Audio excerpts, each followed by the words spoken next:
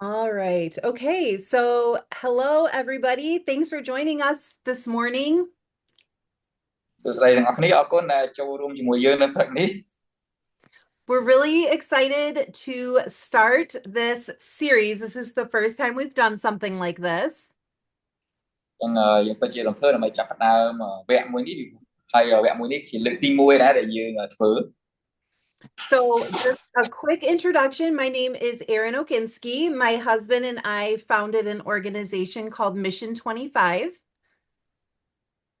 ចឹងចង់ណែនាំខ្លួនបន្តិចដែរខ្ញុំឈ្មោះ Aaron Ogenski ហើយអង្គការរបស់យើងឈ្មោះ Mission 25យើងចាប់ផ្ដើម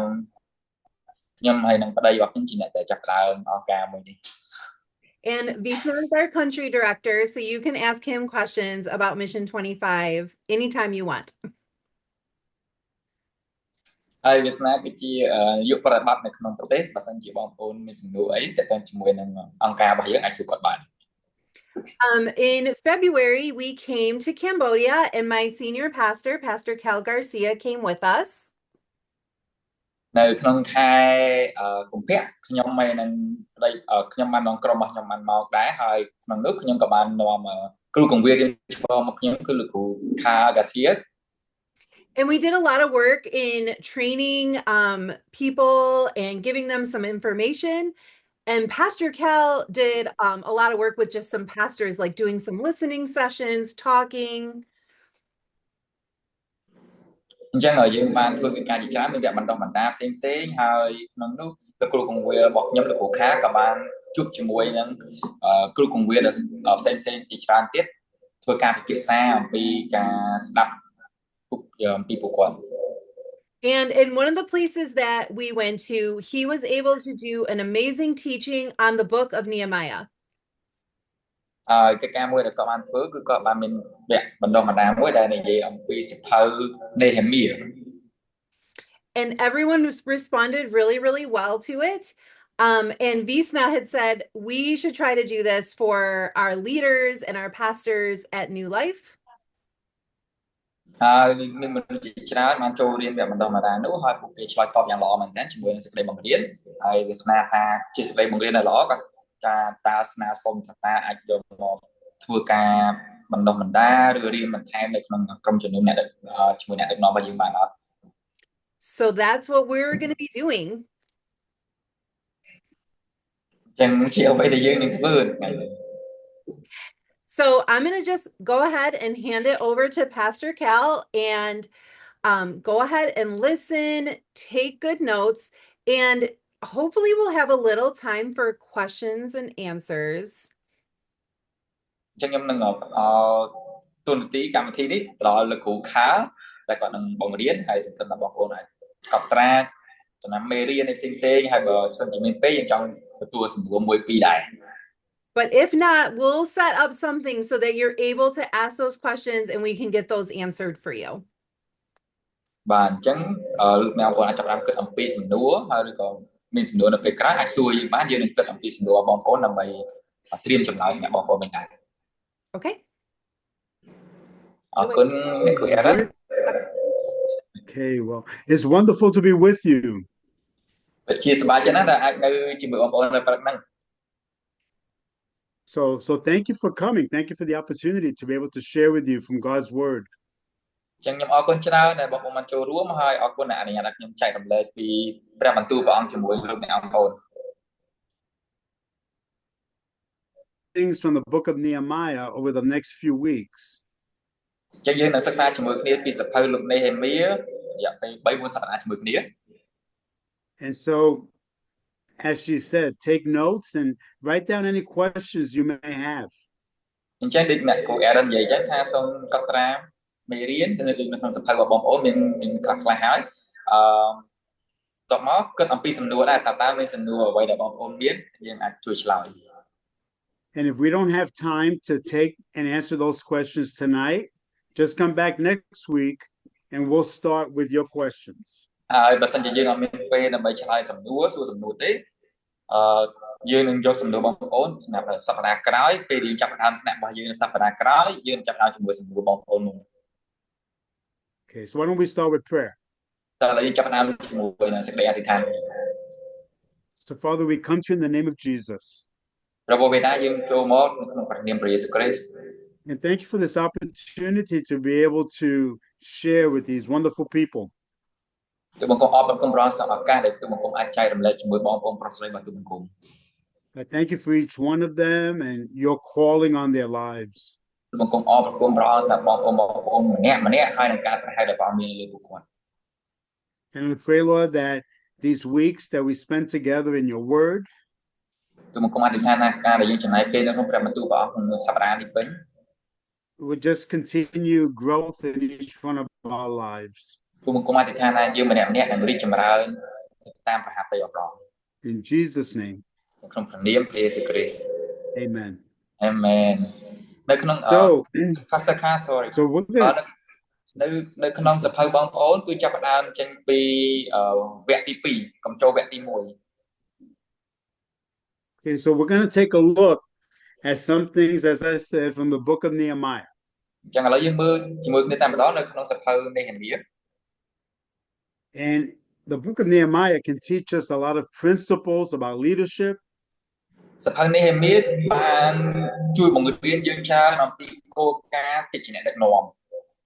And it also teaches us how the Lord rebuilds our lives. ហើយក៏បង្រៀនយើងក្នុងដែរថារបៀបដែលព្រះជាម្ចាស់កសាងជីវិតរបស់យើងឡើងវិញយ៉ាងម៉េច And it's important for us to know that because as pastors and leaders, ពិតជាសំខាន់ណាស់ក្នុងនាមយើងជាអ្នកដឹកនាំគ្រូកងវិនក្រុមជំនុំ we partner with the Holy Spirit to rebuild people's lives. ពីព្រោះយើងដៃគូសហការជាមួយនឹងព្រះវិញ្ញាណបរិសុទ្ធដើម្បីកសាងជីវិតមនុស្សឡើងវិញ So when we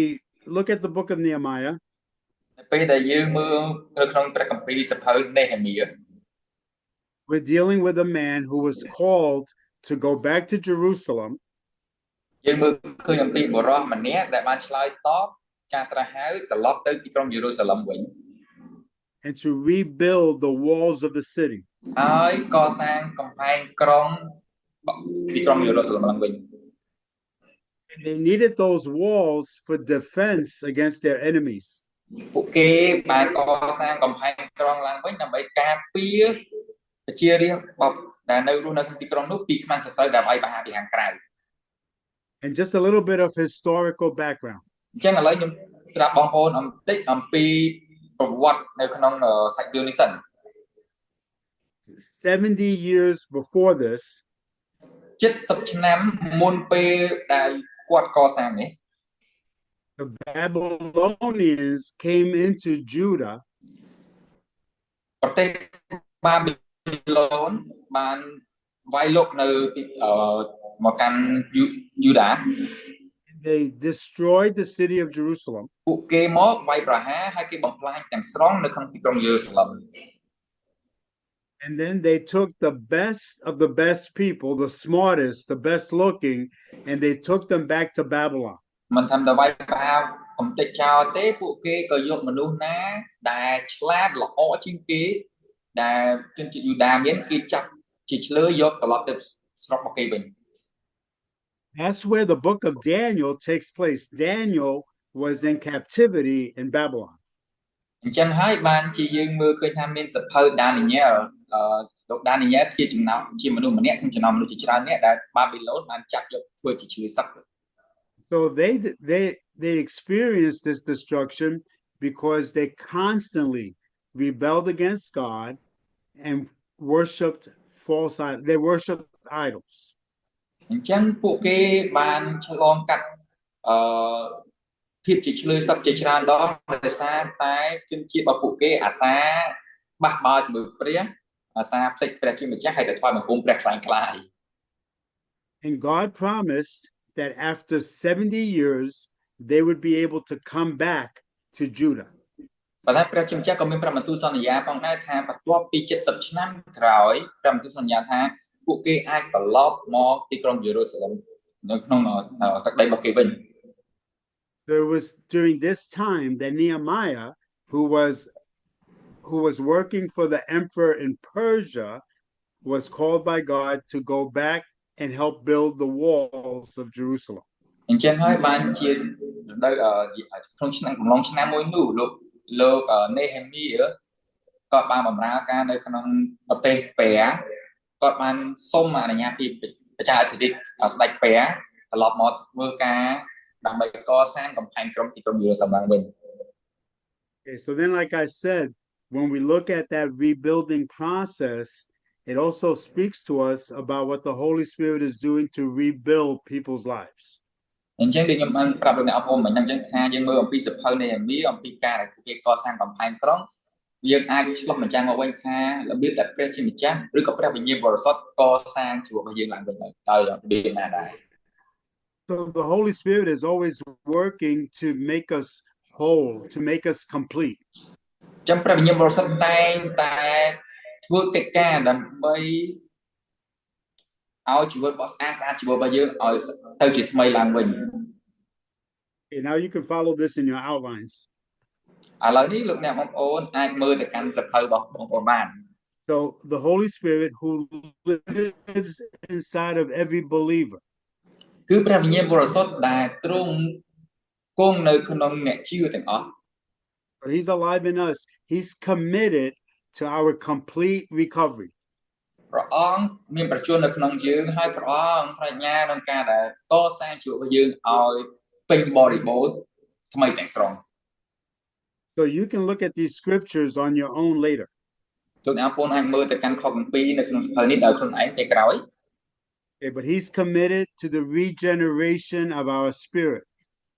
គឺព្រះអង្គប្រាជ្ញាដើម្បីកសាងឡើងវិញឲ្យវិញ្ញាណរបស់យើងទៅជាថ្មីទាំងស្រុង We find that in Titus 3:5.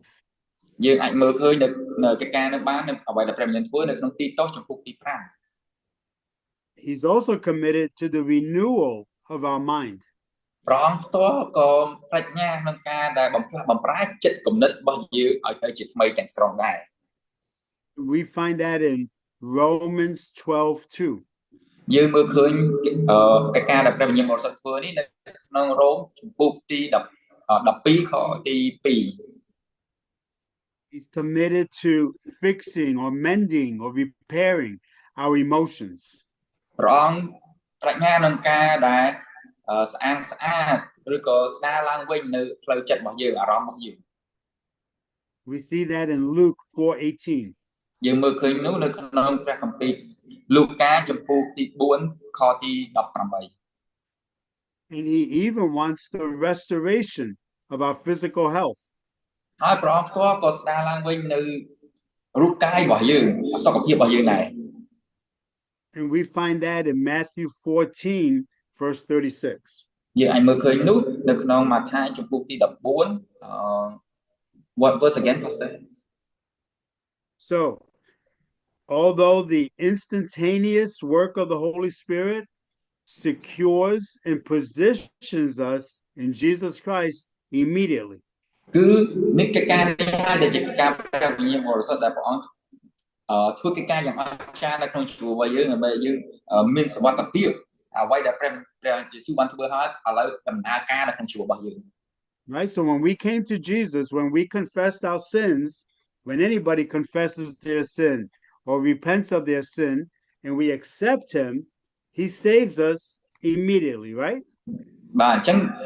យើងនៅពេលដែលយើងចូលមកកាន់ព្រះអង្គយើងថាយើងសារភាពអំពើបាបឬក៏អ្នកណាគេម្នាក់ក៏ដោយដែលសារភាពអំពើបាបចូលមកកាន់ព្រះអង្គគឺដំណើរការនោះគឺចាប់ផ្ដើមភ្លាមតែម្ដងត្រូវអត់ And the Bible says that in that moment we're wrapped up in the righteousness of Christ. អញ្ចឹងព្រះគម្ពីរបានចែងថាគណៈពេលដែលយើងសារភាពអំពើបាបរបស់យើងទទួលស្គាល់ព្រះអង្គជាព្រះសង្គ្រោះព្រះអង្គហុំព័ទ្ធយើងរុំយើងហុំយើង So when God looks at us, he sees us as complete because we're wrapped up in Jesus. អញ្ចឹងនៅពេលដែលព្រះជាម្ចាស់តរំបីមកកាន់យើងជីវិតរបស់យើងព្រះអង្គតរំបីមើលឃើញព្រះយេស៊ូវដែលបានហុំព័ទ្ធយើងនៅក្នុងព្រះអង្គព្រះជាម្ចាស់មើលឃើញព្រះយេស៊ូវដែលនៅក្នុងយើង So that means if a person gives their life to Jesus in this moment and he dies the next moment, he's going to be with Jesus in heaven. អញ្ចឹងបើសិនបាននរណាគេម្នាក់ទទួលសារភាពអំពើបាបហើយទទួលព្រះយេស៊ូវធ្វើជាព្រះសង្គ្រោះរបស់គេភ្លាមឥឡូវហើយស្រាប់តាមប្រហែលនាទីក្រោយមក គាត់លាចាកលោកនេះគឺគាត់ទៅនៅជាមួយនឹងព្រះអង្គភ្លាមតែម្ដងពីព្រោះគាត់នៅបានកើតជាថ្មីនៅក្នុងព្រះគ្រីស្ទរួចហើយ So our salvation is instantaneous. អញ្ចឹងការសង្គ្រោះរបស់យើងកើតឡើងភ្លាម But then there's this continued work of the Holy Spirit that takes place in our lives every day that we're here on earth. ប៉ុន្តែកិច្ចការដែលព្រះវិញ្ញាណបរិសុទ្ធធ្វើចំពោះជីវិតរបស់យើងគឺកសាងជីវិតរបស់យើងជារៀងរាល់ថ្ងៃរហូតដល់យើងលាចាកលោកនេះទៅ Because the Bible says that we're becoming like Jesus. ពីព្រោះព្រះគម្ពីរបានចែងថាយើងមានលក្ខណៈដូចព្រះយេស៊ូវទៅជារៀងរាល់ថ្ងៃ We're becoming more like him. យើងមានលក្ខណៈដូចព្រះអង្គទៅ And that's a process. ការមានលក្ខណៈដូចព្រះអង្គទៅគឺជាដំណាក់កាលដែលយើងត្រូវធ្វើ It's a process that's taking place in each one of our lives. ចឹងជាដំណាក់កាលដែលយើងគ្រប់គ្នាម្នាក់នឹងត្រូវឆ្លងកាត់ And then as pastors and leaders, ចឹងក្នុងនាមយើងជាអ្នកដឹកនាំហើយនឹងគ្រូគង្វាល then we come alongside people and partner with the Holy Spirit in that process. យើងមានឱកាសដើម្បីដៃគូសហការជាមួយនឹងព្រះវិញ្ញាណបរិសុទ្ធដើម្បីមើលឃើញដំណាក់កាលនេះកើតមានឡើងនៅក្នុងជីវិតរបស់មនុស្សដែរ I mean, isn't it true that sometimes you get a little bit frustrated when people aren't growing in Jesus? លោកអ្នកអរគុណត្រូវអត់យើងពេលខ្លះយើងមួម៉ៅយើងតបប្រមល់នៅពេលដែលមនុស្សអត់រីកចម្រើននៅក្នុងកិច្ចការដែលព្រះវិញ្ញាណបរិសុទ្ធកំពុងតែធ្វើពួកគេអត់រីកចម្រើនសោះ Because I know it frustrates me. បើខ្ញុំចង់ប្រាប់បងប្អូនថាសម្រាប់ខ្ញុំផ្ទាល់ខ្ញុំតបប្រមល់ណានៅពេលឃើញមនុស្សអត់រីកចម្រើន I have been pastoring for 49 ខ្ញុំ years. ជាគ្រូគង្វាលរយៈពេល49ឆ្នាំហើយ And after all that time, some people still frustrate me. ហើយទោះបី49ឆ្នាំនឹងក៏ដោយនៅមានមនុស្សមួយចំនួនដែលធ្វើឲ្យខ្ញុំមួម៉ៅតបប្រមល់ដែរ But I have to remember that everybody is in this process. Everybody is growing. ខ្ញុំត្រូវរំលឹកខ្លួនឯងចងចាំដែរថាគ្រប់គ្នាម្នាក់នៅក្នុងដំណាក់កាលដែលព្រះអង្គកំពុងតែកសាងគ្រប់គ្នាមានដំណាក់កាលរបស់ពួកគេដើម្បីរីកចម្រើន People grow at different rates. ហើយមនុស្សរីកចម្រើនក្នុងកម្រិតរៀងៗខ្លួន So we need to learn that the Holy Spirit is committed to their growth. ចឹងយើងត្រូវរៀនណាថាព្រះវិញ្ញាណបរិសុទ្ធទ្រង់ផ្ទាល់បដិញ្ញាដើម្បីជួយពួកគេឲ្យរីកចម្រើននៅក្នុងកម្រិតរបស់ពួកគេ So then we have to help them and remind them that they need to cooperate with the work of the Holy Spirit. ក្នុងនាមជាអ្នកដឹកនាំគ្រូគង្វាលយើងត្រូវការរំលឹកពួកគេដើម្បីប្រាប់ពួកគេថាយើងកំពុងតែដៃគូសហការជាមួយនឹងអ្វីដែលព្រះវិញ្ញាណកំពុងតែធ្វើនៅក្នុងជីវិតរបស់ពួកគេ Because again, salvation happens immediately. ដូចខ្ញុំថាអញ្ចឹងការសង្គ្រោះកើតមានភ្លាម But when it comes to growing like Jesus, that's a process. ប៉ុន្តែការដែលរីកចម្រើនដោយព្រះយេស៊ូវទៅវានឹងដំណើរការជាដំណាក់កាល It's a rebuilding process. អញ្ចឹងគឺការកសាងជាដំណាក់កាល Okay. Any questions? មានសំណួរ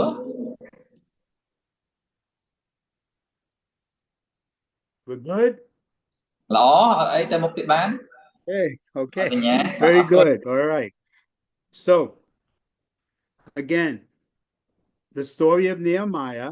reveals certain things about this growing in Jesus. អញ្ចឹងម្ដងទៀតនៅក្នុងសភៅនេហេមៀយើងមើលឃើញអំពីរបៀបដែលយើងរីកចម្រើនឡើងនៅក្នុងអង្គព្រះយេស៊ូវ So, first of all, there has to be concern about the damage. អញ្ចឹងជាអ្វីដំបូងបង្អស់គឺអ្វីយើងត្រូវគិតមើលថាគិតអំពីអ្វីដែលបានត្រូវបានបំផ្លាញមក So, in the story of Nehemiah, អញ្ចឹងនៅក្នុងសាច់រឿងរបស់លោកនេហេមៀ when he hears about the state of Jerusalem, that their walls have not been rebuilt, នៅពេលដែលគាត់ទទួលដំណឹងអំពីស្ថានភាព កំផែងក្រុងរបស់ទីក្រុងយេរូសាឡឹមត្រូវបានបាក់បែកនោះ he expressed concern. គាត់បានបញ្ចេញអារម្មណ៍របស់គាត់ប្រាប់អំពីក្តីបារម្ភរបស់គាត់ The Bible says that he began to weep and began to pray. ចឹងព្រះគម្ពីរបានចែងប្រាប់យើងដឹងថាលោកនេហេមៀចាប់ផ្ដើមយំសោកយ៉ាងខ្លាំងហើយក៏ចាប់ផ្ដើមទូអង្វរអធិដ្ឋាន So when we're dealing with people, នៅពេលដែលយើងធ្វើការជាមួយនឹងមនុស្ស we need to be concerned about the damage in their lives. យើងត្រូវការមានដួងចិត្តដែលព្រួយបារម្ភអាណិតអាសូរអំពីអ្វីដែលអាចនឹងកើតឡើងដែលអាចបំផ្លាញជីវិតរបស់គេ I think you know this, that the longer a person is in the world and outside of Jesus, the more potential for damage in their lives. អញ្ចឹងខ្ញុំគិតថាលោកអ្នកបងប្អូនដែលជាអ្នកនាំបានដឹងរួចហើយថានៅពេលដែលមនុស្សនៅក្នុងស្ថានភាពដែលពួកគេរស់នៅបច្ចុប្បន្នដែលយើងមើលទៅហាក់មិនមែននៅក្នុងអង្គព្រះយេស៊ូវគ្រីស្ទមិនមានជីវិតដែលមានតំណែងល្អជាមួយព្រះអង្គការដែលគេនៅពិភពលោកនឹងកាន់តែយូរស្ថានភាពនឹងកាន់តែយូរកាន់តែបំផ្លាញជីវិតរបស់គេទៅបំផ្លាញជីវិតពួកគេទៅ So the Lord Jesus calls us to share the gospel, right? To bring people to him, and then he calls us to disciple them. អញ្ចឹងព្រះយេស៊ូវបានត្រាស់ហៅយើងការដែលយើងផ្សាយដំណឹងល្អទៅកាន់គេផងហើយការដែលព្រះអង្គត្រាស់ហៅយើងមិនគ្រាន់តែផ្សាយដំណឹងល្អប៉ុន្តែដើរជាមួយគេបង្កើតសាវកជាមួយគេនោះហើយគឺជាដំណាក់កាលដែលយើងត្រូវជួយគេឲ្យរីកចម្រើនឡើង So we need to be concerned. អញ្ចឹងយើងត្រូវការមានដួងចិត្តមួយដែលព្រួយបារម្ភគិតអំពីអ្វីដែលអាចគ្រោះថ្នាក់ឬហានិភ័យដល់ជីវិតរបស់គេ Secondly, there needs to be a confession of sin. ទី2គឺត្រូវការឲ្យមានការដែលសារភាពអំពើបាប Nehemiah, when he heard the report, លោកនេហេមៀនៅពេលដែលគាត់ទទួលបានដំណឹង the Bible says that when he began to pray for the people of Jerusalem, ព្រះគម្ពីរបានចែងថានៅពេលដែលគាត់បានទូអធិដ្ឋានទូអង្វរសម្រាប់មនុស្សដែលនៅក្នុងទីក្រុងយេរូសាឡឹម that he confessed the sins of the nation. He asked God to forgive the sins of the nation. គាត់បានអធិដ្ឋានទូអង្វរឲ្យសារភាពអំពើបាបដែលប្រជាជនរបស់គាត់បានប្រព្រឹត្តគាត់អធិដ្ឋានឲ្យសុំការអត់ទោសពីព្រះអង្គសម្រាប់ប្រជារាស្ត្ររបស់គាត់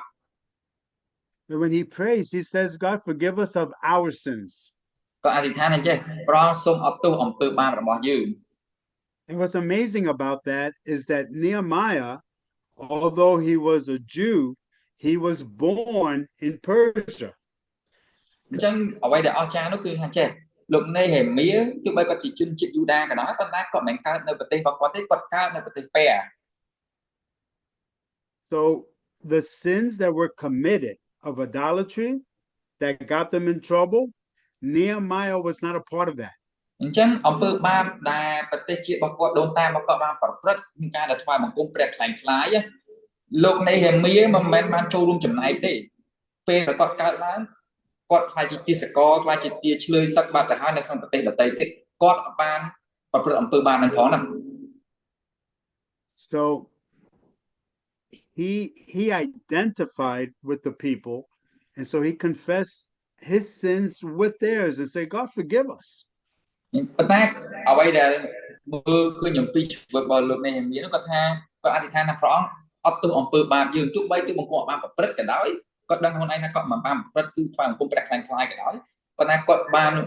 ដាក់ខ្លួនគាត់ជាចំណែកមួយនៅក្នុងជាតិសាសន៍របស់គាត់ថាព្រះអង្គសូមអត់ទោសអំពើបាបរបស់ពួកយើង So how does that apply to us? តើកិច្ចការនេះឆ្លើយតបយ៉ាងម៉េចចំពោះជីវិតរបស់យើងផ្ទាល់វិញ We have to remember that before we became pastors and ministry leaders, we were sinners who needed a savior. យើងក៏ត្រូវរំលឹកខ្លួនឯងដែរថាមុនពេលយើងជាគ្រូបង្រៀនមុនពេលយើងជាអ្នកដឹកនាំមុនពេលយើងកើតជាថ្មីយើងក៏ជាមនុស្សដែលមានអំពើបាបដែរ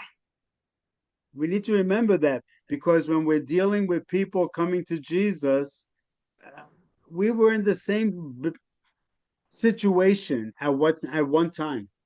dương thử trong trăm là con ai nó tham muốn pê đài dương chưa rõ hay mà pê là mà nước mò rõ là lời hay dương chui kia ở sao tưởng tự ba ok dương thử là con ai tham rõ tham bớt tư muốn pê chỉ luôn nguyên là đến đúng không nhưng mà chỉ một là miền ba này xong ở tụ ông pơ ba bỏ của dương. So our stories may be different, but we all need a savior.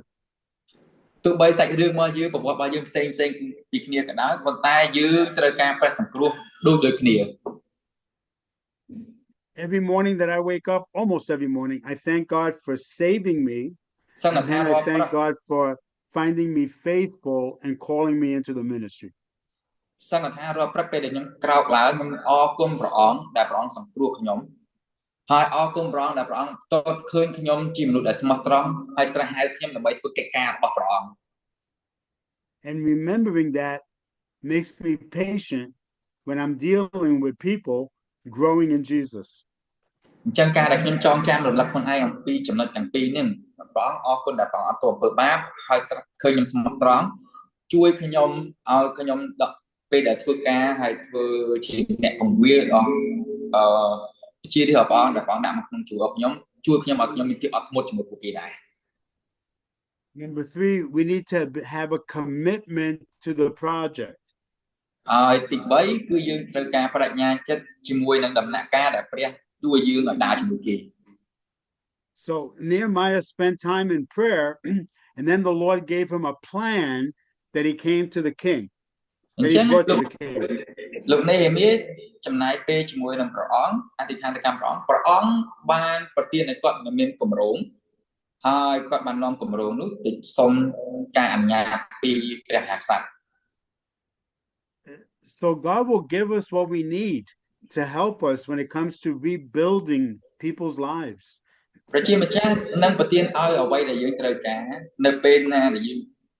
ចូលទៅកាន់ជីវិតរបស់មនុស្សហើយជួយពួកកសាងជីវិតគេឡើងវិញព្រះអង្គក៏នឹងប្រទានអ្វីដែលយើងត្រូវការដែរ He'll give us insight and he'll give us vision. ព្រះអង្គក៏នឹងប្រទានឲ្យការបើកសម្ដែងឲ្យយើងមើលឃើញនិមិត្តឲ្យយើងមើលឃើញរបៀបដែរ And then number 4, it's going to take courage. ទី4វានឹងទាមទារភាពក្លាហាន It took courage for Nehemiah to go to the king and make a request that he could leave his position in Persia and go to Jerusalem. វាទាមទារភាពក្លាហានក្នុងការដែលលោកនេហេមៀមានចិត្តក្លាហានចូលទៅកាន់ព្រះមហាក្សត្រទូលប្រាប់ព្រះអង្គអំពីសំណើដើម្បីចេញពីអាណាចក្រពេទៅកសាងទីក្រុងកំផែងក្រុងយេរូសាឡឹម And let me tell you, it takes courage for us to stay faithful to the call that God has given us. ចឹងខ្ញុំចង់ប្រាប់បងប្អូនថាវាទាមទារចិត្តក្លាហានដើម្បីឈប់ហើយរស់នៅឲ្យស្មោះត្រង់ជាមួយនឹងការត្រាស់ហៅដែលព្រះជាម្ចាស់មានជំនួយរបស់យើងដើម្បីជួយអ្នកដទៃទៀត It's going to take courage to remain faithful when we're dealing with people. វាទាមទារចិត្តក្លាហានដើម្បីយើងជួយទៅកាន់មនុស្សនៅពេលដែលយើងត្រូវជួយពួកគេប្រាប់ពួកគេអំពីអ្វីពួកគេត្រូវរីកចម្រើន And it takes courage when it comes to letting God build our ministries. ហើយវាទាមទារចិត្តក្លាហានដើម្បីអនុញ្ញាតឲ្យព្រះអង្គកសាងពន្ធកិច្ចដែលយើងធ្វើ And maybe I should change that to building his ministry. ហើយព្រះអង្គក៏ជាម្ចាស់គម្រោងម្ចាស់ពន្ធកិច្ចព្រះអង្គនឹងផ្លាស់ប្ដូរព្រះអង្គនឹងធ្វើយើងត្រូវតែអនុញ្ញាតឲ្យព្រះអង្គធ្វើ Because I think what happens is sometimes we think it's our ministry. ពីព្រោះពេលខ្លះយើងគិតថាចេះថាយើងធ្វើយូរទៅអានឹងជាយើងយកមកដាក់ខ្លួនឯងមកថាអានឹងជាពន្ធកិច្ចរបស់ខ្ញុំ And when we think it's our ministry, we come up with our own ideas. នៅពេលណាដែលយើងចាប់ផ្ដើមគិតថាអូអានឹងជាពន្ធកិច្ចដែលខ្ញុំត្រូវកាន់ណាយើងចាប់ផ្ដើមគិតអំពីតើខ្ញុំមានគំនិតអីខ្លះតើខ្ញុំមានគម្រោងការអីខ្លះយើងចាប់ផ្ដើមដាក់គម្រោងការរបស់យើងចូលមកកាន់ពន្ធកិច្ចដែលយើងគិតថាជារបស់យើង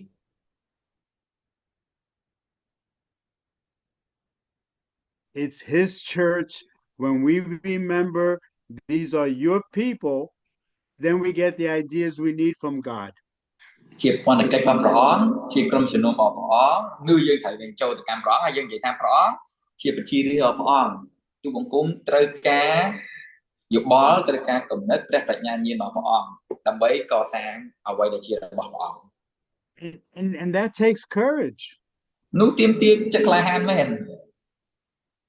Because sometimes God asks us to do things that don't make sense to us. ពីព្រោះពេលខ្លះព្រះជាម្ចាស់នឹងសុំឲ្យយើងធ្វើកិច្ចការណាមួយដែលវាអត់ស៊ីគ្នាជាមួយនឹងការគិតរបស់យើងទេ Have you ever experienced that where God said for you to do something and you thought that doesn't make sense to me? លោកអ្នកបងប្អូនដែលមានទទួលអារម្មណ៍ហ្នឹងអត់ថាពេលខ្លះដែលព្រះអង្គទូលសុំយើងឲ្យធ្វើអីមួយយើងគិតថាព្រះអង្គខ្ញុំអត់ច្បាស់ហាត់យល់មិនបានព្រះអង្គសុំឲ្យយើងធ្វើអញ្ចឹង I think about the story of Joshua. អំពីសាច់រឿងរបស់លោកយូស្វេ And remember, the first city that God told him to conquer was Jericho. អញ្ចឹងលោកអ្នកបងប្អូនដឹងអំពីសាច់រឿងរបស់លោកយូស្វេថាទីក្រុងដំបូងគេបង្អស់ដែលព្រះអង្គឲ្យលោកយូស្វេបំផ្លាញមុនគេនោះគឺទីក្រុងយេរីកូ And Joshua, we find out pretty quickly that Joshua was a fighting man. យើងអាចឃើញសាច់រឿងរបស់លោកយូស្វេភ្លាមហើយឃើញជីវិតរបស់លោកយូស្វេភ្លាមថាលោកយូស្វេមិនមែនជាមនុស្សធម្មតាលោកយូស្វេគឺជាវីរៈជនជាអ្នកចម្បាំង He was a warrior. គាត់គឺជាមេទ័ពគឺជាអ្នកចម្បាំង So he fought like a general.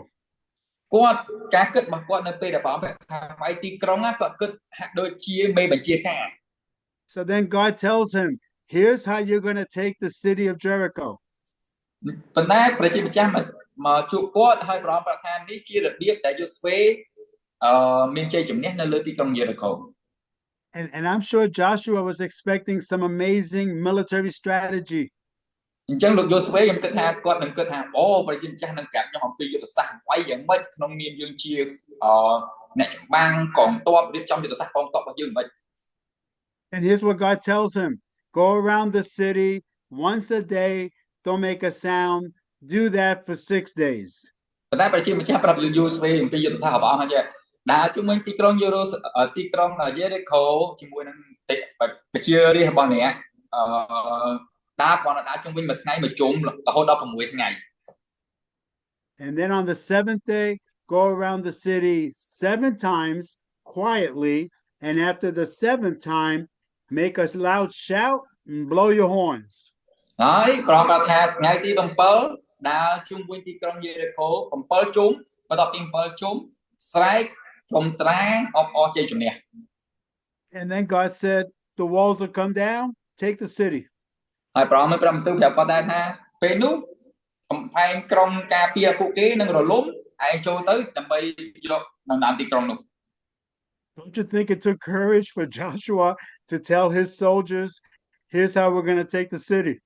លោកអ្នកបងប្អូនគិតអត់ថាទាមទារចិត្តក្លាហានសម្រាប់លោកយូស្វេដែរនឹងការដែលឮពីព្រះជាម្ចាស់ដើម្បីទៅប្រាប់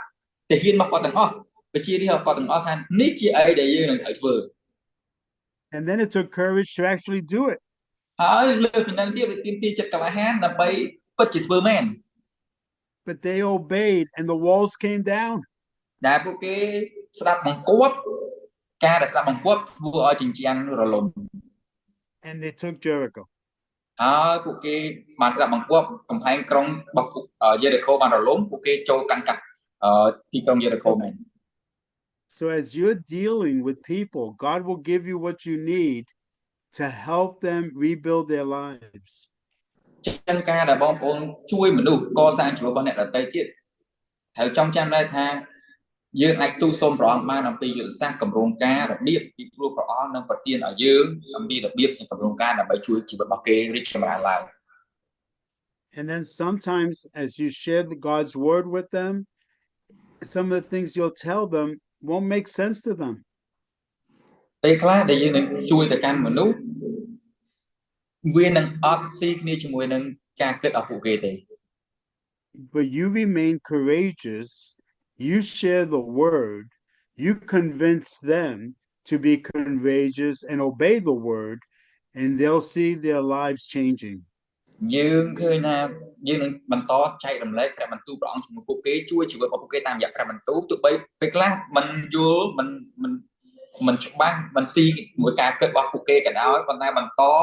ចែកបន្តឲ្យព្រះបន្ទូលទៅកាន់ពួកគេហើយជួយពួកគេលើកទឹកចិត្តពួកគេថាការដែលពួកគេបន្តអនុវត្តតាមព្រះបន្ទូលស្ដាប់បង្គាប់តាមព្រះបន្ទូលពួកគេនឹងឃើញលទ្ធផលនៅថ្ងៃណាមួយមែន Okay, and then number 5, caution or be careful. ទី5ការដែលប្រុងប្រយ័ត្ន When Nehemiah goes to Jerusalem, នៅពេលដែលលោកនេហេមៀទៅកាន់ទីក្រុងយេរូសាឡិម he doesn't just start building right away. គាត់មិនទៅដល់ភ្លាមកសាងកំផែងក្រុងដែលបាក់បែកនឹងភ្លាមទេ Instead, the Bible says that he goes at night ប៉ុន្តែព្រះបន្ទូលបានចែងប្រាប់យើងថាចេះលោកនេហេមៀទៅដល់នៅពេលយប់ he doesn't tell any of the people that he's arrived yet. ក៏អត់បានប្រាប់នរណាគេម្នាក់សោះឡើយនៅក្នុងទីក្រុងនោះថាគាត់មកដល់ហើយ And the Bible says that he just goes and begins to look at all the damage. គាត់គ្រាន់តែទៅដល់មើលសង្កេតមើលអំពីកំផែងដែលបានបាក់បែក And as he's looking at the damage, he continues to receive from the Lord the plan on how to rebuild. ការដែលគាត់អង្កេតមើលអំពីកំផែងក្រុងដែលបាក់បែកគាត់ក៏បន្តទទួលនៅរបៀបរបស់ព្រះជាម្ចាស់ដើម្បីកសាងកំផែងក្រុងយ៉ាងម៉េច And then after that, the next day he goes to the people. ហើយបន្ទាប់ពីហ្នឹងមកថ្ងៃបន្ទាប់គាត់ចូលទៅកាន់មនុស្សម្ដង And then he begins to tell them, here's the strategy. Here's what we're going to do to rebuild the walls. ហើយគាត់ចាប់ផ្ដើមប្រាប់ប្រជាជននៅទីនោះថានេះគឺជាយុទ្ធសាស្ត្រនេះគឺជាគម្រោងរបៀបដែលយើងនឹងកសាងកំផែងក្រុងឡើងវិញ How does that apply to us? តើកិច្ចការនោះសាច់រឿងរបស់គាត់អនុវត្តយ៉ាងម៉េចចំពោះយើង I think it applies to us this way, that sometimes when the Lord is using us in different areas of ministry, ខ្ញុំគិតថាចេះថាពេលខ្លះនៅពេលដែលព្រះជាម្ចាស់ប្រើប្រាស់យើងនៅក្នុងពន្ធកិច្ចណាមួយ that some of the dreams and some of the visions that he gives us, និមិត្តក្តីសម័យដែលព្រះជាម្ចាស់ប្រទានមកឲ្យយើង we don't always have to talk about them right away. យើងអត់ចាំបាច់និយាយអំពីនិមិត្តក្តីសម័យដែលព្រះជាម្ចាស់ប្រទានមកឲ្យយើងនឹងគ្រប់ពេលវេលានេះទេ Because sometimes people aren't ready to hear what the Lord has said to us. ពីព្រោះពេលខ្លះមនុស្សនៅជុំវិញយើងអត់ត្រៀមដើម្បីឮអ្វីដែលព្រះជាម្ចាស់បានមានព្រះបន្ទូលមកកាន់យើងឬក៏ដាក់និមិត្តនៅក្នុងជីវិតរបស់យើងឲ្យ So we need to let the Lord continue to talk to us and tell us what the strategy will be for these dreams and these ideas and these visions. យើងត្រូវការបន្តស្ដាប់ព្រះជាម្ចាស់ថែមទៀតថាព្រះអង្គសូមបន្តមានព្រះបន្ទូលអំពីនិមិត្តក្តីសម័យការទៅឲ្យដែលព្រះជាម្ចាស់មានមកលើជីវិតរបស់ខ្ញុំសូមបន្តមានព្រះបន្ទូលថែមទៀតមុនពេលវាខ្លាយជារូបរាងមុនពេលយើងត្រូវប្រាស់អ្នកដទៃទៀត And then we bring them forward. ហើយដល់ពេលត្រឹមត្រូវយើងនឹងយកវាប្រាប់ដល់អ្នកដទៃ You know, when we think about the gifts of the Holy Spirit, លោកអ្នកបងគិតអំពីព្រះអំណោយទាននៃព្រះវិញ្ញាណបរិសុទ្ធ you know, one of the gifts is the gift of the word of knowledge. ឧទាហរណ៍ដូចជាពាក្យដែលប្រកបដោយប្រាជ្ញាពាក្យដែលប្រកបដោយការចេះបើសម្ដែងប្រាជ្ញា And that's when the Holy Spirit reveals something to us that's beyond our understanding, beyond our knowledge. ព្រះអំណោយទាននោះគឺព្រះវិញ្ញាណបរិសុទ្ធប្រទានមកឲ្យយើងដែលយើងអាចនឹកឃើញអាចមើលបំពេញឃើញលើសពីការគិតរបស់យើងលើសពីប្រាជ្ញារបស់យើង But because he gives us the word of knowledge, doesn't mean we have to speak it right away. ពេលដែលព្រះអង្គប្រទានឲ្យយើងនៅពាក្យប្រកបដោយប្រាជ្ញាមិនមែនបានន័យថាយើងត្រូវតែនិយាយចេញមកភ្លាមៗនោះទេ So when I receive a word of knowledge, នៅពេលដែលខ្ញុំទទួលពាក្យប្រកបដោយប្រាជ្ញាពីព្រះអង្គ then I ask the Lord to give me the gift of the word of wisdom. ខ្ញុំទូលសូមព្រះអង្គថាព្រះអង្គសូមប្រទានដល់ខ្ញុំនៅពាក្យប្រកបដោយប្រាជ្ញាសំដៅពាក្យប្រកបដោយការបើសម្ដែងតោះមកខ្ញុំសូមអំណោយទាននៃប្រកបដោយប្រាជ្ញាដើម្បីនិយាយចេញ And wisdom tells me whether I need to share that word or that word is for me personally. ចឹងខ្ញុំត្រូវទូលសួរព្រះអង្គថាតើព្រះអង្គការបើសម្ដែងមកពីព្រះអង្គនោះសម្រាប់ទូបង្គំឬក៏សម្រាប់ទូបង្គំចែកទៅកាន់អ្នកដទៃទៀតនិយាយប្រាប់ទៅកាន់អ្នកដទៃទៀតឬក៏វាគ្រាន់តែសម្រាប់ទូបង្គំ So we want to be the same way when it comes to the rebuilding process in a person's life, or the rebuilding of a ministry, or the building of whatever it is the Lord is calling us to. អញ្ចឹងយើងចង់ធ្វើដូចគ្នានឹងការដែលទុកអីព្រះអង្គត្រាស់ហៅយើងកសាងប៉ុន្តែរបស់ព្រះអង្គកសាងជីវិតរបស់មនុស្សឬអ្វីក៏ដោយដែលព្រះអង្គត្រាស់ហៅយើងចង់ធ្វើអញ្ចឹងដូចគ្នានឹងការដែលបន្តស្ដាប់ប្រសូរសៀងរបស់ព្រះអង្គទទួលគម្រោងការពីព្រះអង្គ So let me again, and these are written in your outlines, but again, with this rebuilding process, kind of think about this next week and reflect on these 5 principles: concern over the damage, អញ្ចឹងការដែលយើងនឹងមានពេលរយៈពេលមួយអាទិត្យនេះសូមលោកអ្នកបងគិតអំពីហើយឆ្លុះបញ្ចាំងអំពីការដែលព្រះអង្គធ្វើកិច្ចការនៅក្នុងជីវិតយើងទី1គឺការដែលនឹកឃើញអំពីអីដែលអាចនឹងគ្រោះថ្នាក់អីនឹងអាចដែលបំផ្លាញជីវិត confession of sin, ការដែលយើងសារភាពអំពើបាបចំណុចទី2 commitment to the project, ហើយទី3ប្រាជ្ញាចិត្តជាមួយនឹងគម្រោងការហ្នឹង in other words, we're going to be committed to whatever God called us to. អញ្ចឹងយើងអាចនិយាយបានមួយយ៉ាងទៀតថាយើងប្រាជ្ញាចិត្តនៅការដែលអ្វីដែលក៏ដោយតែព្រះជាម្ចាស់ត្រាស់ឲ្យយើងធ្វើយើងប្រាជ្ញាចិត្តទាំងស្រុង You know, when I make a decision to do something, it takes me a long time. បើសិនបើខ្ញុំប្រាជ្ញាចិត្តចូលអីមួយវាទាមទារពេលវេលាយូរដែរដើម្បីធ្វើអានោះបាន I pray about it. ខ្ញុំអធិដ្ឋានអំពីការដែលខ្ញុំប្រាជ្ញាចិត្តហ្នឹង I talk to my wife about it. ខ្ញុំនិយាយភាសាជាមួយភរិយារបស់ខ្ញុំអំពីកិច្ចការនោះ I talk with my staff. ខ្ញុំនិយាយជាមួយនឹងបុគ្គលិករបស់ខ្ញុំ I talk with my deacons. ខ្ញុំនិយាយជាមួយនឹងក្រុមអភិបាលរបស់ខ្ញុំ And then when I know that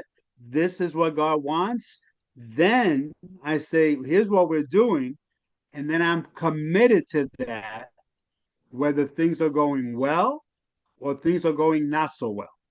អញ្ចឹងបន្ទាប់ពីនិយាយគ្នាជាមួយនឹងមនុស្សដែលខ្ញុំបានចែករំលែកជាមួយនោះហើយតមកយើងដឹងថានេះពិតជាគម្រោងការរបស់ព្រះជាម្ចាស់មែនបន្ទាប់ពីពិភាក្សានិយាយច្រើនជាមួយពួកគេដឹងហើយច្បាស់ថានេះពិតជាគម្រោងការរបស់ព្រះអង្គមែននោះឥឡូវយើងនិយាយថាតោះយើងប្រាជ្ញាចិត្តក្នុងការធ្វើវាទោះបីដំណើរការល្អឬមិនដំណើរការល្អខ្ញុំនឹងប្រាជ្ញាចិត្តយើងនឹងប្រាជ្ញាចិត្តធ្វើវាទាំងអស់គ្នា Because at that point, I know it's what God wants and I remain committed to it. អញ្ចឹងតំណដំណាក់កាលនៃការប្រាជ្ញាចិត្តនោះខ្ញុំបាននិយាយច្រើនជាមួយពួកគេហើយពិតជាប្រកបមែនថានោះពិតជាអ្វីដែលព្រះត្រាស់ឲ្យយើងឲ្យធ្វើដល់ពេលហ្នឹងហើយដែលយើងថានេះជាអ្វីដែលខ្ញុំនឹងប្រាជ្ញាក្នុងដំណាក់កាលនេះ And then remember, it's going to take courage. អញ្ចឹងលោកអ្នកបងប្អូនបានចាំហើយអំពីថាពេលដែលយើងប្រាជ្ញាវាទាមទារឲ្យយើងមានចិត្តក្លាហាន And then you want to behave with caution. ហើយមិនគ្រាន់តែចិត្តក្លាហានទេប៉ុន្តែធ្វើដោយមានភាពប្រុងប្រយ័ត្ន Okay, so here's what I want you to do. Because I know you guys have to go to work. And I'm sure you're saying, I can't wait to go to work. ឥឡូវនេះជាអីដែលយើងនឹងធ្វើនៅព្រឹកនេះជាមួយគ្នាបន្ទាប់ពីនេះព្រោះខ្ញុំតែបងប្អូននឹងត្រូវទៅធ្វើការវិញហើយបងប្អូននឹងចិត្តថាខ្ញុំដល់មកទៅធ្វើការខ្ញុំមានអីទៅច្រើនទៅធ្វើ So here's your assignment. នេះគឺ I ជា want you to ការ think ពេលបង about ប្អូ what ន we talked about tonight. គិតអំពីអ្វីដែលយើងបានឮនៅថ្ងៃនេះ Talk about it among yourselves. Talk about what we talked about tonight. ជជែកគ្នាជាមួយនឹង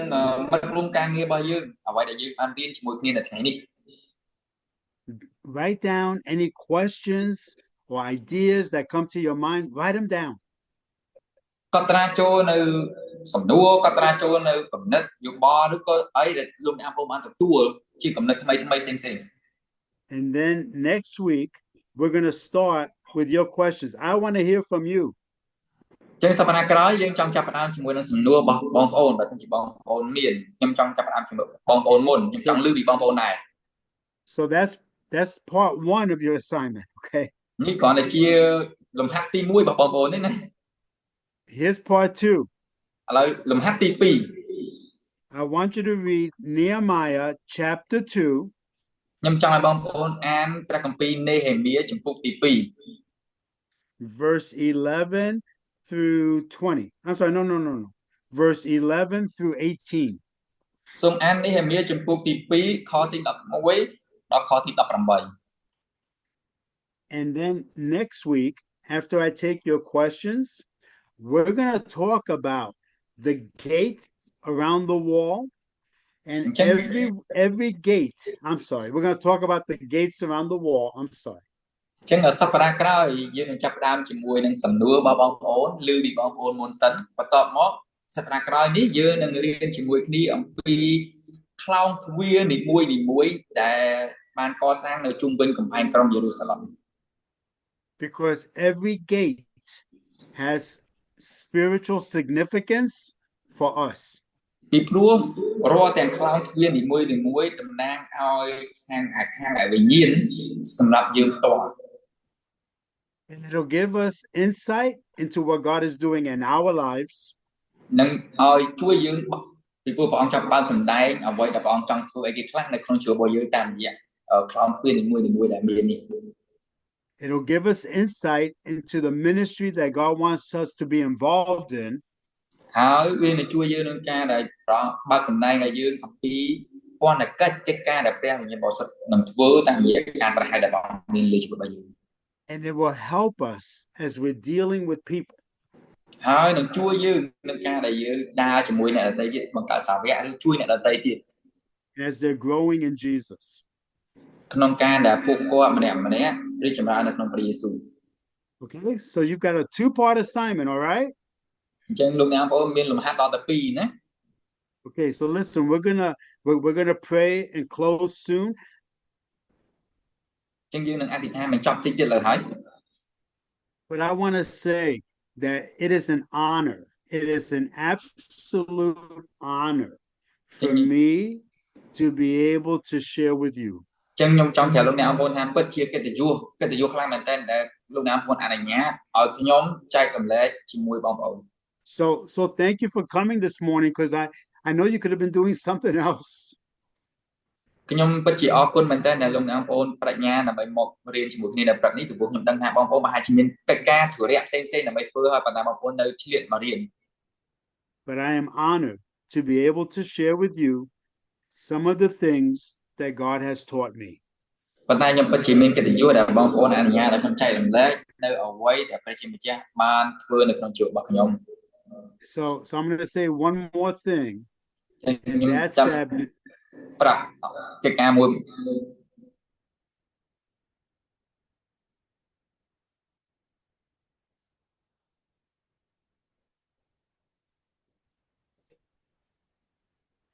Is he still there, Aaron? Do we know?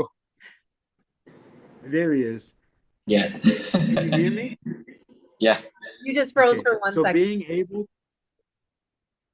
being able to do this with you ការដែលខ្ញុំអាចធ្វើឲ្យបង្រៀនលោកអ្នកបងប្អូនបែបនេះ this is like a dream come true. This is like a dream come true. ដូចហាក់ដូចជាក្តីសម័យរបស់ខ្ញុំបានខ្លះជាការពិតអញ្ចឹង I think I'm going to love doing this these next few weeks. How about you? ខ្ញុំនឹងជឿថាសម្រាប់ខ្ញុំផ្ទាល់ខ្ញុំសប្បាយចិត្តហើយខ្ញុំនឹងកាន់តែរីករាយកាន់តែពីសប្តាហ៍ទៅសប្តាហ៍កាន់តែរីករាយហើយខ្ញុំថាលោកអ្នកបងប្អូននឹងសប្បាយចិត្តប៉ុណ្ណាប៉ុន្តែសម្រាប់ខ្ញុំសប្បាយចិត្តខ្លាំងណាស់អាចធ្វើនេះ So thank you, and thank you, Visna. Thank you, Aaron. Do you need to say anything, Aaron?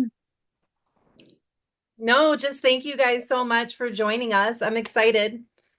Yeah. ខ្ញុំពិតជាអរគុណដែលបងប្អូនចូលរួមជាមួយយើងខ្ញុំរំភើប And in a couple weeks, we will actually be able to be there with you guys listening to Pastor Cal. បាទអញ្ចឹងប្រហែលសប្តាហ៍ទៀតខ្ញុំនឹងមកហើយអាចឆ្លៀតឱកាសមកលេងបងប្អូនដែរ